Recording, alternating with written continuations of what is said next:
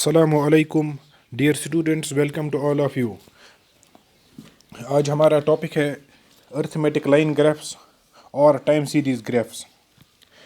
Last classes में हमने पढ़ा था फ्रीक्वेंसी डायग्राम्स हमने पढ़ी थी, तो आज हम पढ़ने जा रहे हैं अर्थमेटिक लाइन ग्राफ्स। प्रेजेंटेशन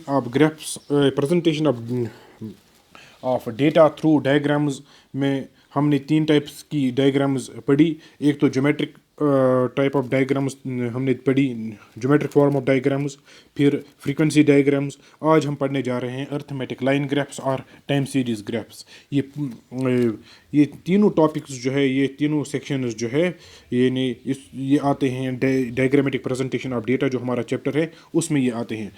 आज हमारा जो इसका लास्ट ये टॉपिक जो है अर्थमेटिक लाइन ग्राफ्स और टाइम सीरीज ग्राफ्स, वो हम आज पढ़ने जा रहे हैं।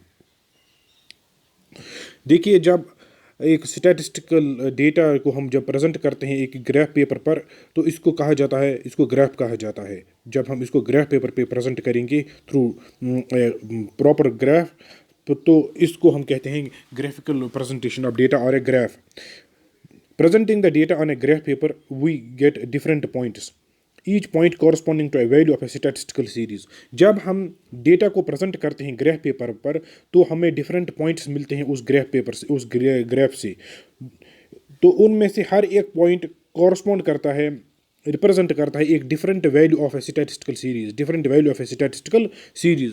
यानी जब हम एक ग्राफ पेपर पे डेटा को प्रेजेंट करते हैं, तो हमें डिफरेंट पॉइंट्स वहाँ पर मिलते हैं। ईच पॉइंट जो है, it represents statistical value of the series, it represents a statistical value of the series. By joining the points we get a line which shows how a variable tends to change. जब हम इन points को join करते हैं, तो हमें एक line मिलती है which shows how a variable tends to change. तो जिससे हमें ये पता चलता है कि किस तरह से ये वेरिएबल चेंज होता है over a period of time, यानी किस तरह से इसमें चेंजेस ऑब्जर्व हो रही है, या किस तरह से ये चेंज हो रहा है वैल्यू वेरिएबल का। यानी जब हम डिफरेंट पॉइंट्स जो हमें मिलते हैं, जब हम उनको आपस में ज्वाइन करेंगे, तो हमें एक लाइन मिलती है। हर एक पॉइंट जो लाइन का होता है, it shows different value of the variable, यानी it shows different value of the variable, और we shows how a variable tends to change, कि किस तरह से वेरिएबल जो है ये उसका वैल्यू चेंज होता है। Each point on the line corresponds to an arithmetic value of the variable. हर एक पॉइंट जो लाइन पे होता है, it corresponds to the arithmetic value of the variable. यानी जो पॉइंट्स होते हैं लाइन पर, जो भी पॉइंट्स हैं, they represent some arithmetic value of the variable under study. हर एक पॉइंट जो लाइन पे होता है, अर्थमेटिक लाइन पर, हर एक पॉइंट अर्थमेटिक वैल्यू, एक न्यूमेरिकल नंबर रिप्रेजेंट करता है वेरिएबल का अंडर स्टडी, जो हमारी स्टडी का वेरिएबल होता है। वेदर दीज आर एक्सपोर्ट्स और इम्पोर्ट्स और सेल्स और प्रोडक्शन और what ever the variable under study may be. Therefore a graph showing arithmetic values of a variable is called arithmetic line graph. इसलिए जो graph arithmetic values दिखाता है एक variable के, इसको कहा जाता है अर्थमेटिक लाइन ग्राफ। इसको क्या कहा जाता है? अर्थमेटिक लाइन ग्राफ, क्योंकि अर्थमेटिक वैल्यूज दिखाता है एक वेरिएबल के। Often such graphs are constructed to present time series data.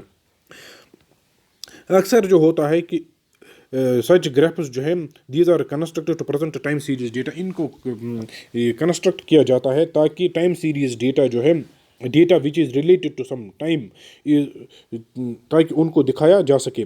जैसे कि एक वैल्यू ऑफ एक्सपोर्ट्स और imports corresponding to different weeks और मंथ्स, क्योंकि months and weeks it is a time frame और द ईयर्स। तो ये जो ग्राफ्स होते हैं, line graphs, arithmetic line graphs, तो इनको मोस्टली कंस्ट्रक्ट किया जाता है ताकि टाइम सीरीज डेटा इनके थ्रू ये शो किया जाए या प्रेजेंट किया जाए। Therefore, arithmetic line graphs are often called time series graphs. इसलिए इनको time series, arithmetic line graphs को टाइम सीरीज ग्राफ्स भी कहा जाता है। Constructing of a graph, देखिए, जब हमें ये ग्राफ प्रेजेंट करना, ये कंस्ट्रक्ट करना होगा, तो हमें पहले ये देखना है कि ये हमारा जो डेटा है उसका साइज एंड नेचर कैसा है। साइज क्या है डेटा का, और इसी तरह से किस टाइप का डेटा हमारे पास है। तो हमें उसके लिए एक suitable intersecting point on the graph paper is assumed as a point of origin as point O in the adjacent picture। तो हमें एक suitable intersecting point ये ड्रा करना होगा दो लाइन्स के दरमियान ये जो एक्स एक्सीज और वाई एक्सीज है, तो इनके दरमियान एक सूटेबल इंटरसेक्टिंग पॉइंट हमें ड्रा करना होगा, जैसे कि जिसको हम पॉइंट ऑफ ओरिजिन या पॉइंट ओ, जैसे कि यहाँ पर दिया हुआ है एडजेसेंट पिक्चर में। Horizontal and vertical lines intersecting through this point are shown as bold lines. Horizontal lines या horizontal line and vertical lines जो होती हैं, जो intersect करती है through this point of origin, that is point O, इनको दिखाया जाता है as bold lines. These bold lines are called axes. इनको axes कहा जाता है, इन दो लाइन्स को axes कहा जाता है. Vertical line which runs from left to right is called x axis, और इसको कहा जाता है abscissa का, सॉरी इसको कहा जाता है एब्सिसा, एब्सिसा इसको कहा जाता है, या इसी तरह से इसको कहा जाता है हॉरिजॉन्टल एक्सिस, या इसी तरह से जैसे कि हम सिंपली इसको कहते हैं X axis, x axis. The line which runs upwards और downwards is called vertical line, is called vertical axis. जो लाइन अपवर्ड्स या डाउनवर्ड्स मूव करती है फ्रॉम टॉप टू बॉटम और from bottom to top, upwards और downwards जो move होती है या ड्रा की जाती है, जो ड्रा की जाती है फ्रॉम अपवर्ड्स और डाउनवर्ड्स, इस लाइन को कहा जाता है वर्टिकल, इसको कहते हैं वर्टिकल एक्सिस, या इसको ऑर्डिनेट कहते हैं, और सिंपली हम इसको कहते हैं वाई एक्सिस. ये कन्वेंशनली ये तरीका होता है कि ये जो हॉरिजॉन्टल एक्सिस होती हैं ये हमेशा एक्स एक्सिस होती है, और वर्टिकल एक्सिस जो होती हैं हमेशा वाई एक्सिस होती है. ये नहीं हो सकता है कि हॉरिजॉन्टल एक्सिस को हम वाई एक्सिस बनाएं और वर्टिकल एक्सिस को एक्स एक्सिस बनाएं, तो it will be against the convention of constructing graphs. The x axis and Y axis are mutually perpendicular to each other. ये जैसे कि आप देखते हैं कि these are mutually perpendicular to each other, that is they join each other at with right angles, यानी ये एक दूसरे को ज्वाइन करते हैं एट राइट एंगल्स पे, ये ज्वाइन करते हैं एक दूसरे को, जैसे कि पॉइंट ओ पे आप देख सकते हैं, यानी they intersect each other at right angles. These axis divide the plane of the paper in 4 parts. आप ये देख सकते हैं कि जैसे कि एक्स एक्सिस और वाई एक्सिस इंटरसेक्ट करते हैं पॉइंट ओ पर, या जिसको पॉइंट ऑफ ओरिजिन भी कहते हैं, तो इससे ये जो पूरा ग्राफ पेपर है it has been divided into 4 sections. इनको हम क्वाड्रेंट्स कहते हैं. क्वाड्रेंट्स यानी क्वार्टर हम किसी चीज़ के 4th पार्ट को कहते हैं. जब इसको इन्होंने डिवाइड किया 4 पार्ट्स में, तो इनको हर एक पार्ट को क्वाड्रेंट कहते हैं, जैसे कि आप यहाँ पर देख सकते हैं. Point of origin in the graph is indicated by the English letter O. Positive values of X are taken. देखिए अभी आप ये जो पॉइंट ऑफ ओरिजिन है इसको इंडिकेट किया जाता है इंग्लिश लेटर ओ से. पॉजिटिव वैल्यूज जो एक्स के होंगे, these are represented to the right side of the point of origin of the x axis. X axis का जो राइट पोर्शन है, राइट वर्ड पोर्शन है पॉइंट ओ से, पॉइंट ऑफ ओरिजिन से rightward section जो है X axis का, जिसको हम कहें ये ने इसको कहते हैं, ये पॉजिटिव सेक्शन है एक्स एक्सिस का.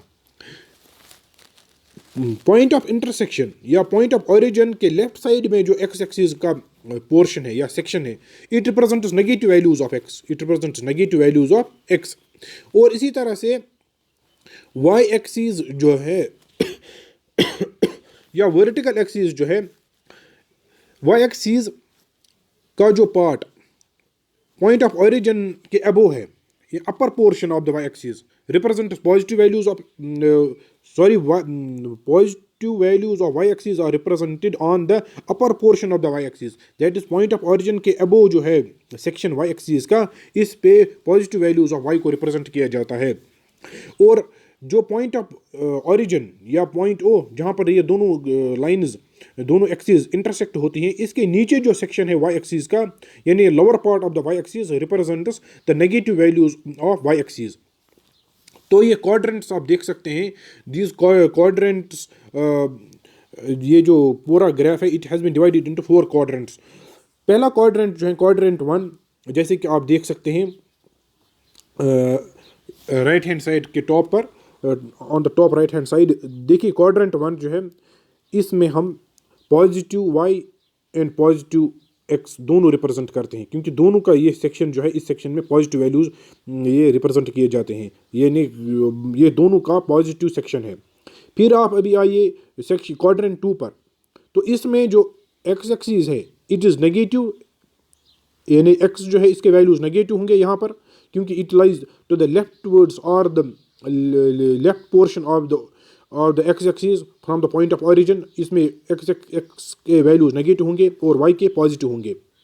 और क्वाड्रेंट 3 जो है यहाँ नीचे लेफ्ट हैंड पोर्शन पर आप देखिए यहाँ पर, तो इस यहाँ पर एक्स एक्सिस और वाई एक्सिस दोनों नेगेटिव होंगे, क्योंकि एक्स एक्सिस का भी नेगेटिव ये सेक्शन है यहाँ, और वाई एक्सिस का भी नेगेटिव सेक्शन है which is below the point of origin.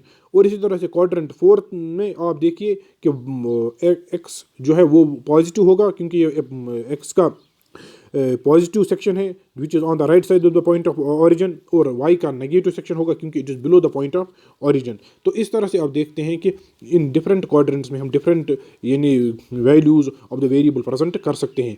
Mostly चूँकि हमारा जो डेटा होता है इकोनॉमिक और स्टैटिस्टिकल या business data, it is mostly in positive numbers, it is in positive figures, therefore mostly यानी जो हमारा बिजनेस डेटा या इसी तरह से इकोनॉमिक्स का डेटा होता है ये मोस्टली पॉजिटिव डेटा होता है। इसलिए जो क्वाड्रेंट हम मोस्टली इस्तेमाल करते हैं दैट इज़ क्वाड्रेंट 1, यानी पहला ही क्वाड्रेंट 1 जो है यही हम इस्तेमाल करते हैं for the construction of graphs. अभी आप देखिए rules for construction, rules for constructing a graph. The following points must be kept in mind while constructing a graph. Heading, देखिए हर एक ग्राफ के लिए एक क्लियर कट हेडिंग होनी चाहिए, एक suitable and precise हेडिंग होनी चाहिए which must be self explanatory about the nature of the information in the graph. यानी self explanatory means कि it should give the clear picture or clear information about the kind of data or the kind of information which is being presented in the graph. Choice of scale, इसी तरह से we should have to fix an appropriate scale on which the data should be presented. An appropriate scale is the one by which the entire data can easily be represented by the graph. यानी हमें एक ऐसी scale लेनी है जिससे हम entire data जो है इजीली रिप्रेजेंट कर सके ग्राफ के through.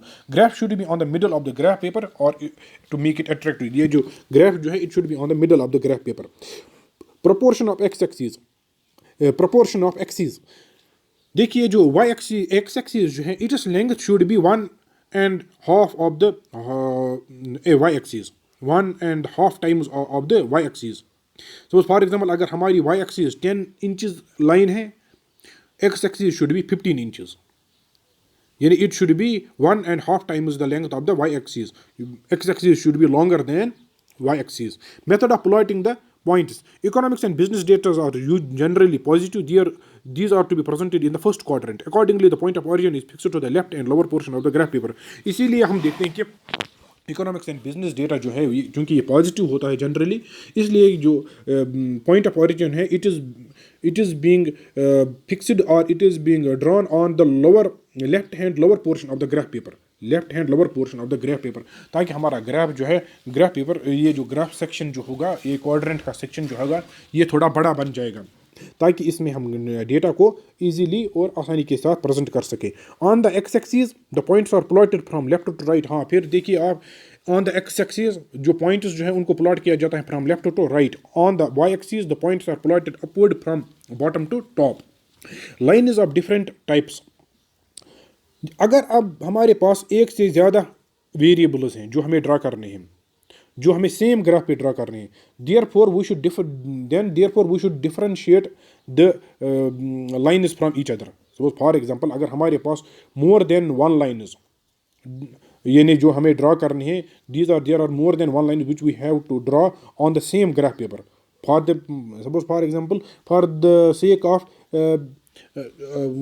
Comparison or for the sake of analysis, for simplifying our analysis or comparison, हमें दो से ज़्यादा लाइन्स एक ही ग्राफ पे ड्रा करनी है। तो उसके लिए हमें ज़रूरी है, इट इज़ नेसेसरी कि हम इन लाइन्स को आपस में इनको एक दूसरे से डिफरेंशिएट करें। कुछ लाइन्स को हम डॉटेड बनाएंगे, कुछ को बोल्ड लाइन्स बनाएंगे, कुछ को हम बनाएंगे ब्रोकन लाइन्स। तो इस तरह से लाइन्स जो है एक दूसरे से डिफरेंशिएट हो जाएंगी। table of data, it would also be useful to present the data along with the graph, यानी टेबल ऑफ डेटा को अगर हम ग्राफ के साथ ये प्रेजेंट करेंगे, यहाँ पर देंगे, तो it will be more helpful. This helps verification of the graph, तो इससे हम ग्राफ को फिर वेरीफाई भी कर सकते हैं। Use of false lines, suppose for example अगर हमारा जो लोएस्ट वैल्यू है उसकी डिफरेंस जीरो के साथ बहुत ही हाई है, यानी it starts from a higher number और a huge number. Suppose for example value of exports, or the production of a crop, of a certain type of a crop, or sales of a company, तो उसका value zero के साथ बहुत ही high होगा, यानी उसकी difference जो है इन कंपैरिजन टू जीरो बहुत ही हाई होगा। सपोज फॉर एग्जांपल एक्सपोर्ट्स की अगर हम लेंगे कि हमारा एक्सपोर्ट्स मिलियंस में होगा, मिलियंस ऑफ डॉलर्स में होगा, तो उसका जो वैल्यू होगा और जीरो जो है उन दोनों की डिफरेंस जो है आपस में mutual difference, it will be very high. Therefore हमें क्या करना पड़ेगा कि हम जीरो के बिल्कुल फ़ौरन बाद हम वो एक बड़ा नंबर नहीं लिख सकते हैं। It will be somewhat, it would be somewhat odd अगर हम इस तरह से करेंगे, और it would not be that much attractive अगर हम जीरो के बाद फ़ौरन हम एक बड़ा नंबर लिखेंगे लैक्स में, थाउजेंड्स में, तो it would be better to make the false lines. False lines means कि we have to draw a kink on the x axis और ऑन द वाई एक्सिस। अगर हमें एक्स एक्सिस पे इस लार्ज ये नंबर, इन लार्ज नंबर्स को दिखाना है, वाई एक्सिस पे अगर हमें इनको दिखाना है, तो वाई एक्सिस पे हम इस तरह से, जैसे कि यहाँ पर आप देख सकते हैं कि कट लगाएंगे हम इसमें, इस तरह से कट्स देंगे, इनको फॉल्स लाइन्स इनको कहा जाता है। और अगर एक्स एक्सिस पे तो इस तरह से एक किंक हम बनाएंगे इसमें, तो इससे ये पता चलेगा देखने वाले को कि ये जो है ये फॉल्स लाइन है, क्योंकि ज़ीरो और जो मिनिमम वैल्यू था ये डेटा का, इसमें आपस में बहुत ज़्यादा बड़ी डिफरेंस थी, तो इसलिए इसको इसको ये एक फॉल्स लाइन दी गई है या किंक दिया गया है, ताकि डेटा को ज़्यादा अट्रैक्टिव और फिगर को ज़्यादा अट्रैक्टिव और ज़्यादा यूज़फुल बनाया जा सके, इसलिए ये चीज़ें की जाती है। अगर हम इसके बगैर ही करेंगे तो ज़ीरो के बाद एक बिल्कुल फ़ौरन बाद एक बहुत लार्ज नंबर आएगा, तो इससे ये डेटा जो है ये बिल्कुल ये अनअट्रैक्टिव या हैप्पैज़र्ड दिखेगा, और स्मॉल एरिया में ही हम ये पूरा डेटा को जो है प्रेजेंट करेंगे, तो उससे ग्राफ का एक बहुत बड़ा सेक्शन यानी खाली रहेगा, तो इससे डेटा या डायग्राम जो है वो उतनी अट्रैक्टिव नहीं दिखेगी। तो इसके लिए हम, अगर हमें ये डेटा लार्ज नंबर से स्टार्ट होता है तो हमें वहाँ पर एक किंक देंगे ये एक्स एक्सिस पर, और वाई एक्सिस पर अगर हमें प्रेजेंट करना है तो एक कट, वो जैसे कि यहाँ पर आप देख सकते हैं। टू ड्रॉ ए लाइन और curve, we make different points on the graph paper corresponding to different values of a series. These points are joined to make a line or a curve. देखिए हम different points को mark करते हैं graph paper पर corresponding to different values of a series. जो different value series के होते हैं उन्हीं के हिसाब से हम ग्राफ पेपर पर डिफरेंट पॉइंट्स को मार्क करते हैं, फिर हम उन पॉइंट्स को आपस में ज्वाइन करते हैं, तो ताकि हम एक लाइन ड्रा कर सके, एक कर्व ड्रा कर सके। The joining line must be uniform through out its length. ये जो ज्वाइन हम करते हैं लाइन को, it should be uniform in thickness. This line should be uniform in thickness. It should be of the same thickness throughout the unit, throughout this total line or throughout this curve. One variable graphs. Suppose for example अगर हमें single variable graph draw करना है, suppose for example अगर हमें production of ये factory की production different months में या डिफरेंट मंथ्स में दिखानी है, तो सिर्फ उनका हमें एक ही वेरिएबल दिखाना है प्रोडक्शन का इन terms of quintals. Suppose for example यहाँ पर आप देखिए कि हम दिखाना चाहते हैं एक हम फैक्ट्री जो है उसकी production in terms of quintals January, February, March, April, May and June through these 6 months. तो ये सिंगल वेरिएबल ग्राफ होगा।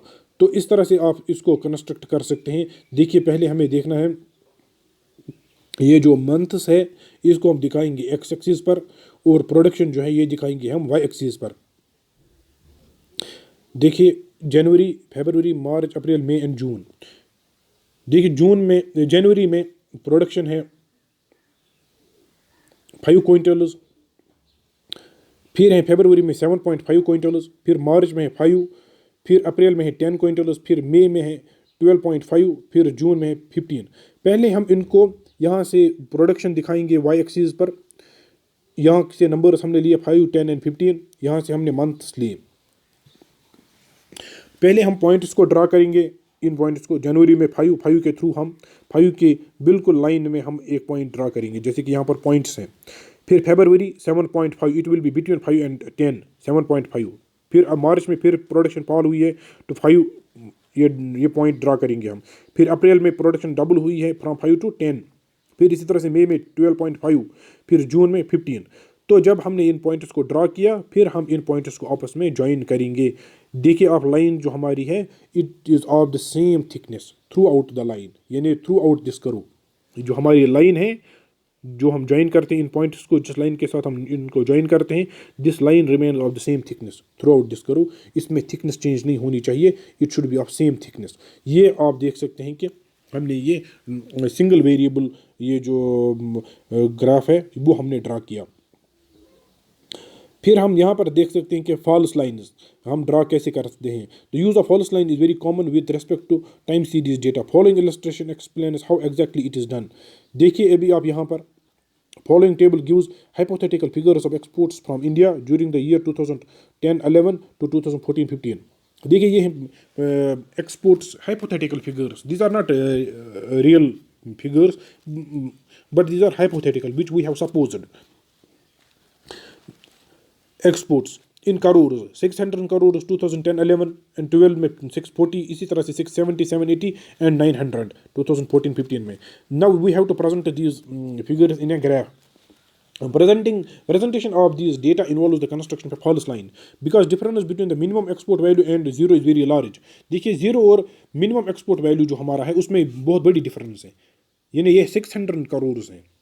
600 crores and zero, there is a very huge difference between these two values, and various values of export show large difference।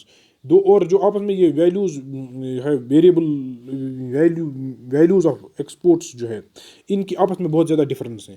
600 to 640 crore, 670 crore, 900 crore. Data are presented in a graph with a false base line as under. देखिए अभी आप यहाँ पर हमने इसको कैसे present किया। हमने पहले ही वाई एक्सिस पे हमने डेटा को प्रेजेंट करना है, एक्स एक्सिस पे हम ईयर्स दिखाएंगे, ईयर्स। क्योंकि 2010-11 में हमारी 600 करोड़ था एक्सपोर्ट्स, तो जीरो के बाद बिल्कुल हम ये नहीं दिखाएंगे 600 करोड़, बल्कि हमने यहाँ पर आप देखिए हमने इस वाई एक्सिस पे कट्स दिए हैं, which shows that it is a false line. False lines, फिर हमने 500 दिया है, फिर 600 उसके बाद। तो फॉल्स लाइन से ये पता चलता है कि ये जो ज़ीरो और जो मिनिमम वैल्यू जो हमारे वेरिएबल का था उसमें बहुत ही बड़ी डिफरेंस है, इसलिए हमने ये फॉल्स लाइन्स दी हैं ताकि जो डेटा है इसको हम अच्छी तरह से प्रेजेंट कर सके इस ग्राफ पर। तो ये इस तरह से हमने यहाँ पर ये डिपिक्ट किया है। फिर इसी तरह से हमने 2011 का डेटा दिया है, 2012 का, 2013-14 का, 2014-15 का। फिर इन पॉइंट्स को हमने आपस में ज्वाइन किया है एक लाइन के थ्रू जिसकी थिकनेस सेम रहती है और यूनिफॉर्म लाइन जो है इसके थ्रू। अब हम देखते हैं 2 और more than 2 variable graphs.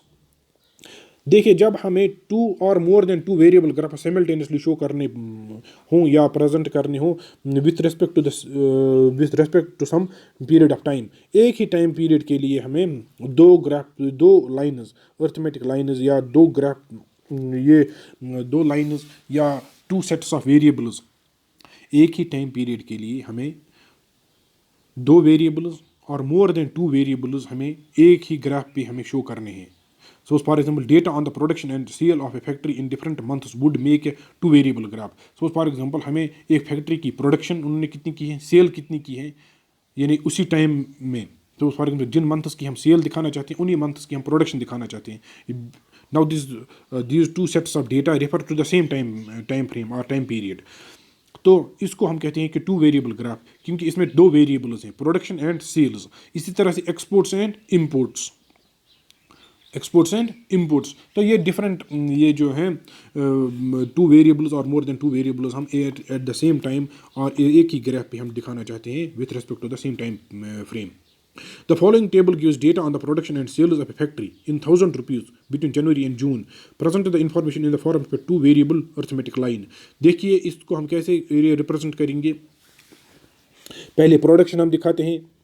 These data will also be presented in the form of a graph in the same manner as shown in the above graph. In graph following the data pertaining to both production and sales are shown on y-axis.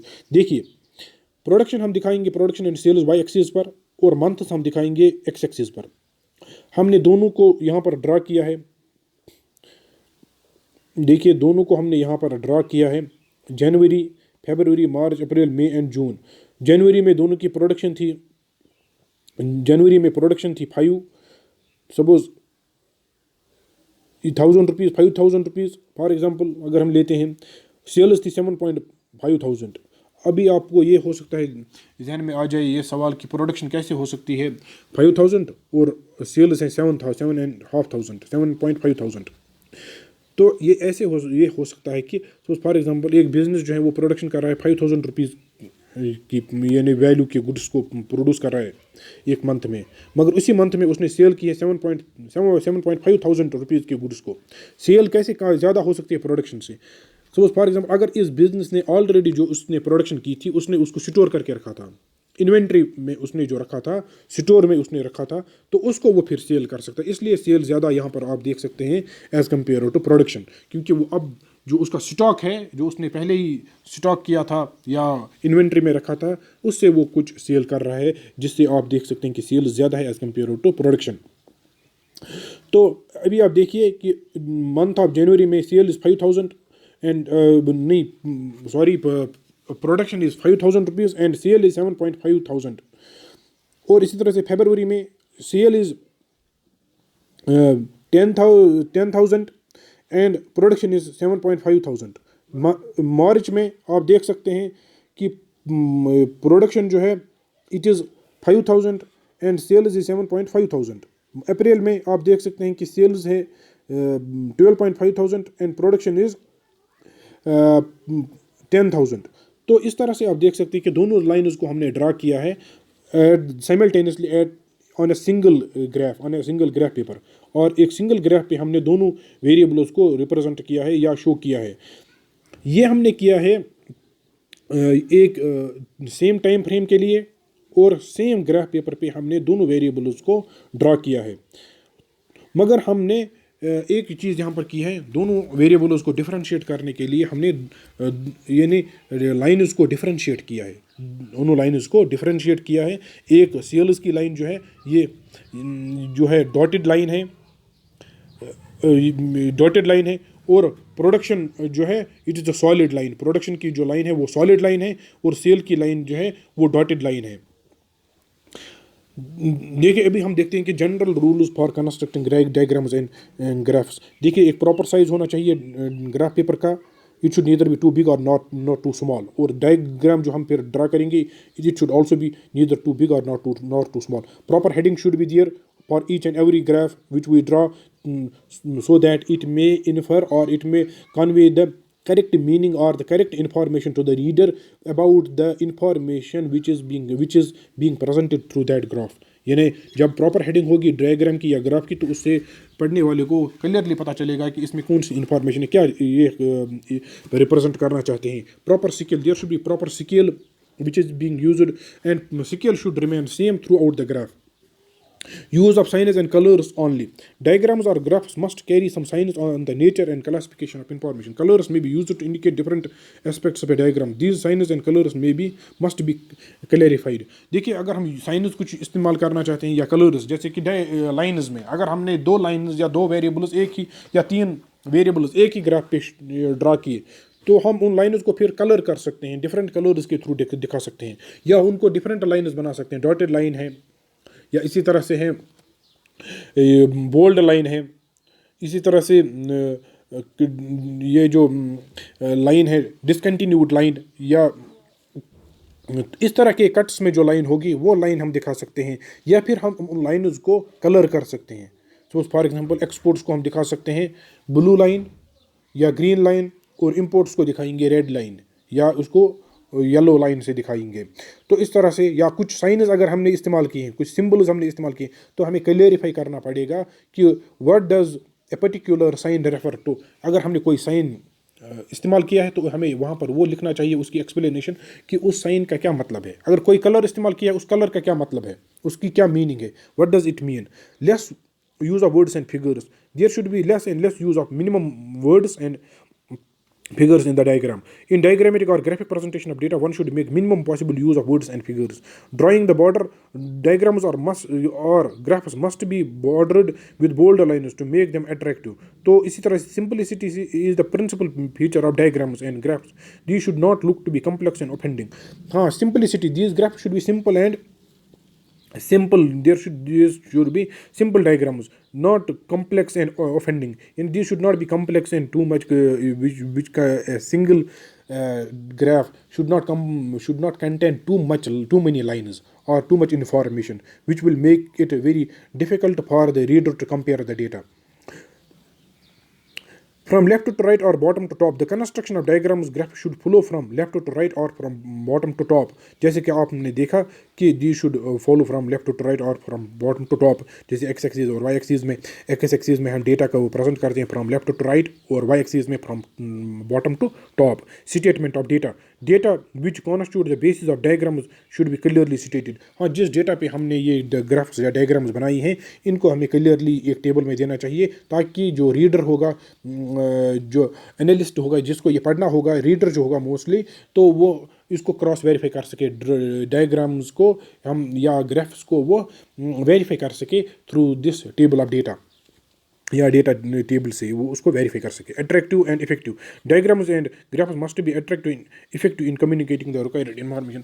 When we keep the diagrams simple and attractive, they will facilitate in the communication of the information to the readers. Suppose for example, अगर हम diagrams को ज़्यादा ये बनाएंगे, complex बनाएंगे, या उनको हम कमरसम बनाएंगे, या बहुत ज़्यादा इन्फॉर्मेशन एक ही ग्राफ में देंगे, यानी बहुत सारी लाइन्स या बहुत सारे वेरिएबल्स एक ही ग्राफ पे हम जब प्रेजेंट करेंगे, तो इससे क्या हो जाएगा, ये हैप हैज़र्ड बन जाएगा. एक ही लाइन, एक ही ग्राफ में आपने बहुत सारी लाइन्स दी हैं, which will make them unattractive and less effective. Diagrams को इफेक्टिव बनाने के लिए उनको सिंपल एंड अट्रैक्टिव बनाना चाहिए, इफेक्टिव रखने के लिए, ताकि जो है रिक्वायर्ड इन्फॉर्मेशन जो है वो क्लियरली कन्वे हो सके. Merits of diagrammatic and graphic presentation. Simple and understandable information. देखो, ये जो हम डायग्राम्स के थ्रू डेटा को प्रेजेंट करते हैं, it is very simple and understandable information. इसको सिंपली हम यानी अंडरस्टैंड कर सकते हैं, ग्राफ्स के ट्रेंड को हम देख सकते हैं, तो ये बहुत ही ईजी हो जाता है और आसान हो जाता है इस तरह से डेटा को प्रेजेंट करना, और अट्रैक्टिव भी हो जाता है. Lasting impact. डायग्रामेटिक और ग्राफिक प्रेजेंटेज जो है, ये एक रीडर के दिमाग पे एक लास्टिंग इम्पैक्ट पर ये छोड़ देता है. तो इससे रीडर को पता चलता है डेटा का ट्रेंड कैसा रहा है, एज़ कम्पेयर टू ये जो टेबुलर फॉर्म में अगर हम, या डिस्क्रिप्टिव फॉर्म में या टेक्सचुअल फॉर्म में अगर हम डेटा को देंगे, तो उससे उतना ज़्यादा उसको ये ट्रेंड मालूम नहीं होता है एक रीडर को. एक आम ये जो पढ़ने वाला होता है, उसके दिमाग में उसका ज़्यादा ये इफ़ेक्ट नहीं पड़ जाता है, जितना इफ़ेक्ट उसके दिमाग में पे या उसके जहन पे पड़ता है डायग्रामेटिक प्रेजेंटेशन से या ग्राफिक प्रेजेंटेशन से, क्योंकि ग्राफ्स पे वो क्लियरली ट्रेंड्स देख सकता है, ट्रेंड क्या रहा है डेटा का, किस तरह से कर्व्स जो है स्लाइड हो रही है, या किस तरह से वो उनमें फ्लक्चुएशंस आ रही है.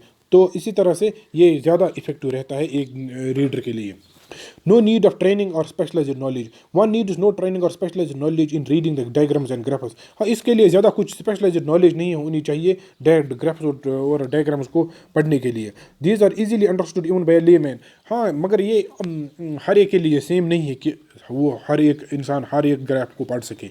उसके लिए थोड़ा बेसिक्स आपको पता होना चाहिए कि graphs, how do these graphs convey information और how are these constructed. उनकी बेसिक्स इनके थोड़ा आपको अगर पता है, तो you can easily understand the meanings of these graphs and these diagrams. Attractive effective means of presentation. Data और डेटा को अगर हम प्रेजेंट करना चाहते हैं इफेक्टिव और अट्रैक्टिव तरीके में, तो it is through diagrammatic and graphical way, यानी ग्राफिकल और डायग्रामेटिक फॉर्म ऑफ presentation जो है, it is very effective means of presenting the data. क्योंकि हम देखते हैं कि एक पिक्चर के थ्रू या एक डायग्राम के थ्रू आप बहुत ही बड़ा एक सेट ऑफ डेटा जो है वो रिप्रेजेंट कर सकते हैं, और कम टाइम में और कम स्पेस में। कोई कंपेरेटिव ग्लाइनेस, और इसको हम डायग्रामेटिक प्रेजेंटेशन या ग्राफ्स के थ्रू अगर हम डेटा को प्रेजेंट करते हैं तो उसको हम इजीली ये कंपेयर कर सकते हैं आपस में। जब हम इनको प्रेजेंट करते हैं डेटा को, तो इसको इजीली हम कंपेयर कर सकते हैं आपस में, इन ग्राफ्स को, इन डायग्राम्स को। इंफॉर्मेटिव एंड इंटरटेनिंग, तो ये ग्राफ्स जो हैं बहुत ही इंफॉर्मेटिव होते हैं। इसी तरह से location of averages, using graphic technique we can easily locate the values of certain averages such as mode and median. तो इस तरह से ये चीज़ें जो है बहुत ही यूज़फुल, और डायग्रामेटिक प्रेजेंटेशन या ग्राफिकल प्रेजेंटेशन जो डेटा की है, ये बहुत ही यूज़फुल और एक हैंडी टूल है, और बहुत ही यानी इफेक्टिव अट्रैक्टिव वे है डेटा को प्रेजेंट करने के लिए। Limitations of diagrammatic and graphic presentation. Limited use. Only a limited set of data can be presented in the form of a diagram. In fact, diagrams and graphs are generally used only when comparisons are involved or when time series data are to be presented. देखिए, इनको हम सिर्फ एक limited set of data को उसके through, इन diagrams के through present किया जा सकता है। Most of the economic information जो है, it can be presented through diagrams and graphs, but not all the information और the numerical information can not be presented through graphs and diagrams. और इसी तरह से ये उस वक्त मोस्टली डायग्राम्स यूज़ होती हैं जब हमें कंपैरिजन करने हों या टाइम सीरीज डेटा को प्रेजेंट करना हो। मिस यूज डायग्राम्स में बी मिस यूज और for false projection of the statistical facts, specially in case of advertisements. हाँ, ये भी हो सकता है कि मोस्टली जो गवर्नमेंट्स हैं, they miss use this statistics specially, और ये जो कंपनीज़ हैं वो एडवर्टीजमेंट्स में ग्राफ्स को यानी गलत तरीके से इस्तेमाल कर सकते हैं, गलत तरीके से इसको इस्तेमाल कर सकते हैं, ताकि इनके ज़रिए वो फॉल्स प्रोजेक्शंस या गलत एक पिक्चर ये प्रेजेंट करते हैं, वो डेटा को इससे मिसयूज या मैनिपुलेट करते हैं डेटा को। Only preliminary conclusion, it may not be always easy to arrive at final conclusions after seeing the diagrams. Multiple information in the form of diagrams and graphs may offer only preliminary conclusions. हाँ, कभी कभी ये हमेशा ऐसा नहीं होता कि final conclusion, ये जो डायग्राम्स या ग्राफ्स जो है हमें फाइनल कंक्लूजन देंगे। इनके ज़रिए हमें मोस्टली प्रिलिमिनरी कंक्लूजन कुछ मिलते हैं। ये नहीं है कि जो हमने ग्राफ में देखा कि बस फाइनल ही है। हाँ, मगर इनके ज़रिए क्या होता है कि डेटा को प्रेजेंट करना इफेक्टिव और अट्रैक्टिव बन जाता है, और इजीली हम एक बड़े सेट ऑफ डेटा को, एक बिग सेट ऑफ डेटा को हम एक स्मॉल पिक्चर में और स्मॉल डेटा में, स्मॉल डायग्राम में हम प्रेजेंट कर सकते हैं, जो अदरवाइज बहुत ही हेक्टिक होगा ये अंडरस्टैंड करना, उसको हम इजीली अंडरस्टैंड कर सकते हैं डायग्राम या ग्राफ्स के थ्रू। और इस तरह से हम देखते हैं कि ये जो डायग्राम्स हैं, ग्राफिक प्रेजेंटेशन जो है डेटा की, ये बहुत ही इंपॉर्टेंट एक टॉपिक है स्टैटिस्टिक्स में या इकोनॉमिक्स में। आप देखेंगे कि इसको बहुत ज़्यादा इस्तेमाल किया जाता है इकोनॉमिक्स डेटा को प्रेजेंट करने के लिए। तो ये था हमारा आज का टॉपिक। अगले टॉपिक में हम अब एक नया टॉपिक लेकर आपके पास आएंगे, वो है central measures of central tendency.